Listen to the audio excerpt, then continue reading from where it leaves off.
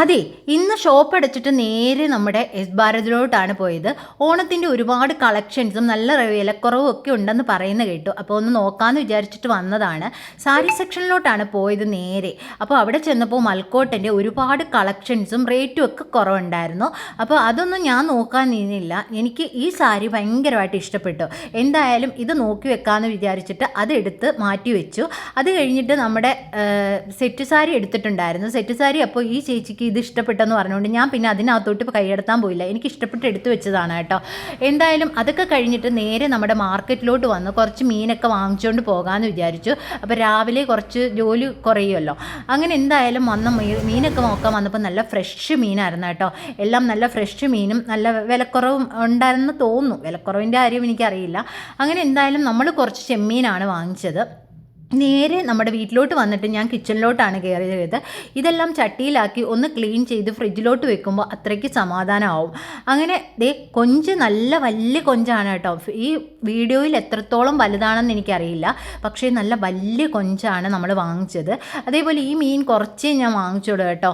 ചെമ്പല്ലിക്കോര, ഇത് എനിക്ക് ടേസ്റ്റ് എന്തോരം ആണെന്ന് എനിക്കറിയത്തില്ല, അതുകൊണ്ട് ഞാൻ കുറച്ച് വാങ്ങിച്ചു. ടേസ്റ്റ് ഉണ്ടെങ്കിൽ നമുക്കിത് വീണ്ടും വാങ്ങിക്കാം കേട്ടോ. അങ്ങനെ എന്തായാലും കൊഞ്ചൊക്കെ വൃത്തിയാക്കാൻ എടുത്തു. കൊഞ്ചിനകത്ത് ക്ലീനിങ് കുറച്ച് പാടെന്ന് പറഞ്ഞാൽ അതിനകത്തെ ആ അഴുക്കൊക്കെ എടുത്ത് കളയുന്ന ഒരു സെക്ഷൻ ഉണ്ടല്ലോ, അത് നല്ല വൃത്തിക്ക് ചെയ്തില്ലെങ്കിൽ നമുക്ക് രാവിലെ വയറ്റിന് പണി കിട്ടും. അതുകൊണ്ട് ഇത് നോക്കിയും കണ്ടും ഒക്കെ നല്ല വൃത്തിക്ക് ഞാൻ ക്ലീൻ ചെയ്തെടുത്തു. സമാധാനത്തിലാണ് ക്ലീൻ ചെയ്തത് കേട്ടോ. അങ്ങനെ അതെല്ലാം വൃത്തിയാക്കി വെട്ടിക്കണ്ടിച്ച് എല്ലാം എടുത്തിട്ട് നേരെ നമ്മുടെ ഫ്രിഡ്ജിലോട്ട് വെച്ചു കേട്ടോ. ഫ്രിഡ്ജിലോട്ട് വെച്ചപ്പോൾ തന്നെ എനിക്ക് പകുതി സമാധാനമായി. വേറൊന്നുമല്ല, രാവിലെ എണീറ്റ് വരുമ്പാട് മീനെടുത്ത് വെള്ളത്തിലോട്ടിട്ട് കഴിഞ്ഞാൽ അത് പിന്നെ വെട്ടാനൊന്നും നിൽക്കേണ്ടല്ലോ. അതുകൊണ്ട് സമാധാനത്തോടെ ഞാനത് ഫ്രിഡ്ജിലോട്ട് വെച്ചത്. അത് കഴിഞ്ഞിട്ട് നമ്മുടെ അച്ചാർ 2 ദിവസമായിട്ട് ഇട്ട് വെച്ചിട്ടുണ്ടായിരുന്നു. അത് അരപ്പൊക്കെ ഒന്ന് പിടിക്കട്ടെ എന്ന് വിചാരിച്ച് ഞാൻ ഇട്ട പാത്രത്തിൽ തന്നെ വെച്ചിരിക്കുമായിരുന്നു. അത് നമ്മുടെ ഭരണിയിലോട്ടാക്കി കേട്ടോ. ഞാനാണെങ്കിൽ ഇതിനകത്ത് കുറച്ച് ഈത്തപ്പഴമൊക്കെ ഇട്ടാണ് വെച്ചത്.